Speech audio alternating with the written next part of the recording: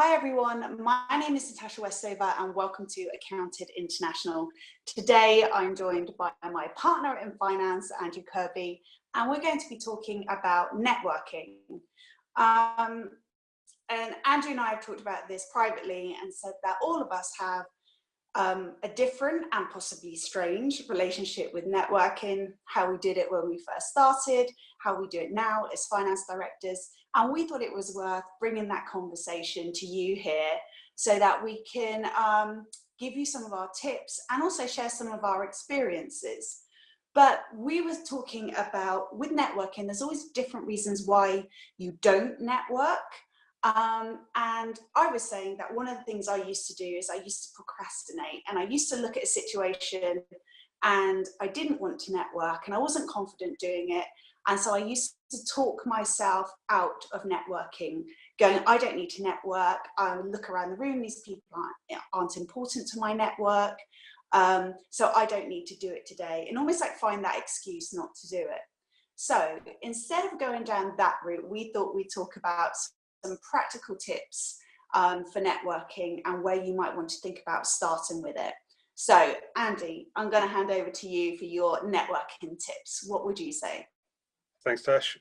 Yeah, I think the thing to bear in mind is that you've all got a network. Know it, whether you know it or not, you all have network. Be it friends, colleagues, family members, people you've worked with, suppliers. You have a network. It's just how you engage with that network. Networking doesn't have to just be formal, staged meetings with, where you're put in a room with 100 people and you have to go around and shake everyone's hand and introduce yourself.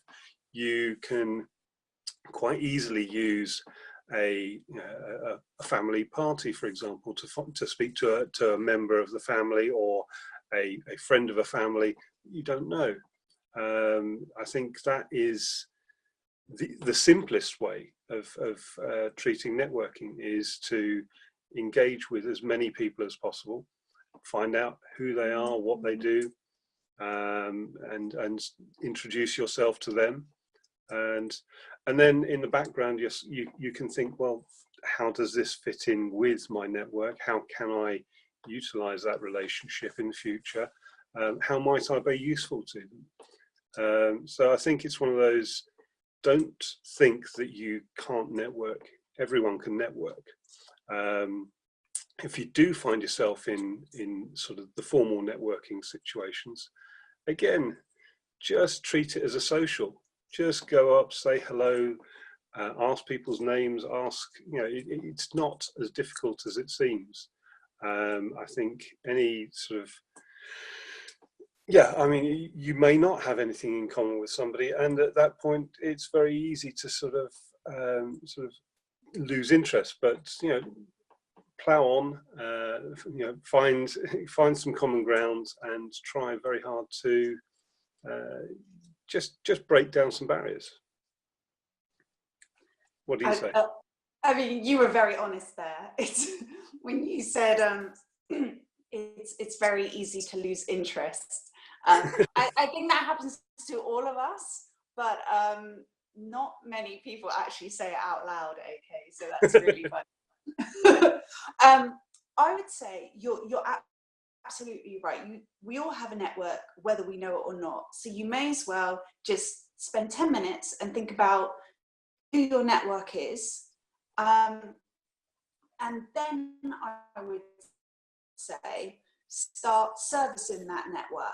So really make an effort to build those relationships, be it an instant message if they're not physically around you, or just asking someone if they're free for a coffee. Service it.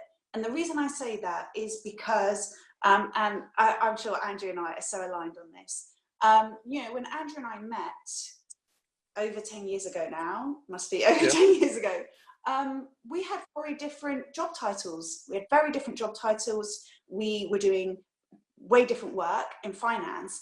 And I did not know that one day Andy was going to become this finance director professional, that we could then work together on something like Accounted International. We did not know that 10, 15 years ago whenever we met.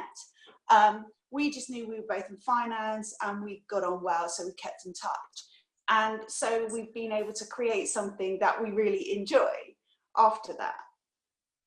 And I think that's exactly right. It's networking is about staying in touch. It's about talking to people, having a social with, having a coffee, as you say, or arranging a group get together with former colleagues, or arranging to go to a football or rugby match with a supplier that you've engaged with in the past.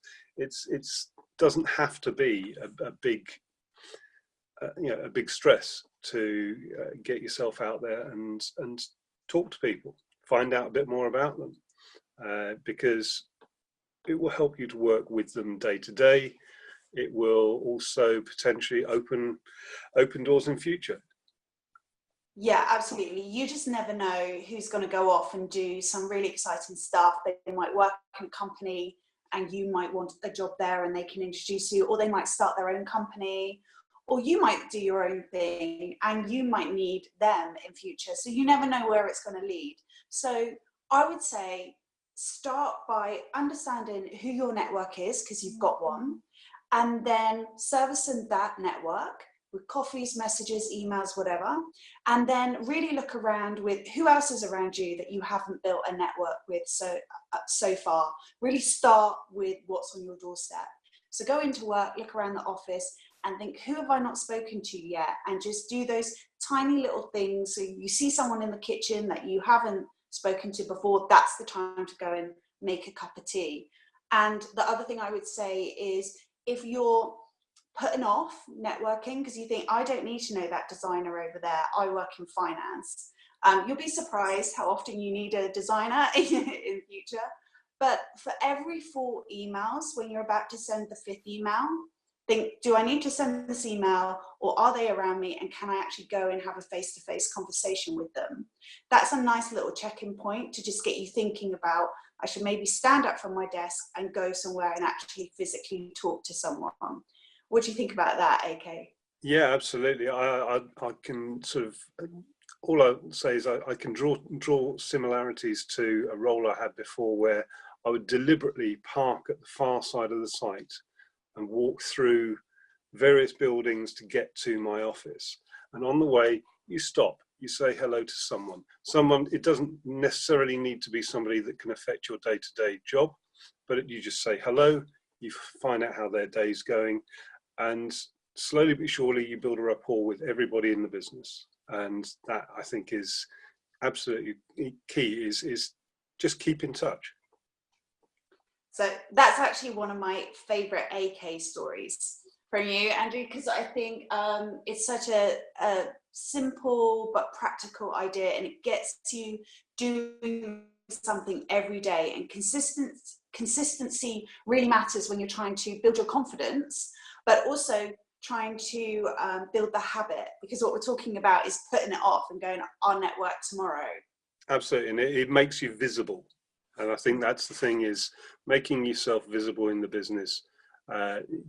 Then you can work out how you can best service those people and the business as a whole. Yeah, and I would say, especially if you're going to start on your doorstep with people who maybe are in your own company, when you start talking to them, even if you say something like, oh, if you're interested in golf, I've got a really good website you should look at. If you're offering to give anyone information or something like that, you must follow up on it. This is your opportunity to build that trust with people that are outside your finance team, or maybe outside some of the internal clients that you regularly talk to. So make sure you follow up on stuff. So if you're offering something, go back to your desk and do it straight away. And let's just give a couple of final things about what to do when you first start networking. You were saying earlier, treat it as a social. That's fine, but not too much alcohol. So I would say, from that point of view, ask people about themselves. even if it's an event outside of your company, say, where did you come from tonight? Did you have to travel far? And get the conversation going like that. So definitely have some maybe 3 or 4 questions that you can always ask someone in a networking situation, and usually about themselves or their job or things they enjoy doing outside of work. What would your tips be, Matt, Andrew? Yeah, absolutely. It's I ask them about what they do for a living. Ask them about how many of the if it's a formal event, how many events do they go to? Do they find them useful? Do they find them interesting? And if it is more of a sort of internal networking, absolutely try it's a life skill. Just try and build rapport with people and make a friend. I love that. Yeah, make a friend. Let's leave it there for today because I think we're having some technical problems. Thank you, Kate. And guys, if you've got any questions or you want some more advice about networking, just leave a comment below, and we're going to be doing some more of these. And actually, AK's story about him parking somewhere further away in the car park and walking through and getting to know everyone in his company, that is actually a story included in his podcast, which is coming soon. So we'll leave all the details for the new podcast when we get it up and running in the next couple of weeks. But thank you for your time, and we'll see you soon.